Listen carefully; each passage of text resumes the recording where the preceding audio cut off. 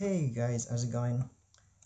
So my name is Prem. I'm gonna quickly show you guys how to go to the dark mode. So basically dark mode is kind of like you're basically gonna make your entire interface for the file explorer.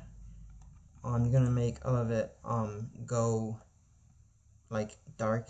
So like everything here that you see that's white, you're gonna make it black. So to do this, it's actually very straightforward and pretty easy. So you go to the control panel, so you want to click start. You want to click here where this gear, this cog is, this gear sign, click that, and then you're going to go over to personalization, which is here, and then you're going to go over to you're going to go to colors,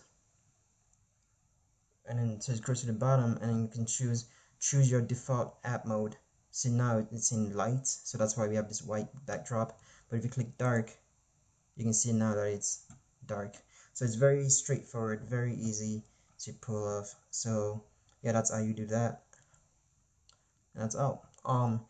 So thanks for watching. You guys, please help me get to 1,000 subscribers. If you want to see more tricks, click like and leave a comment. So there are plenty of things you can do with in Windows 10 that you may not know of. So there are plenty of tricks.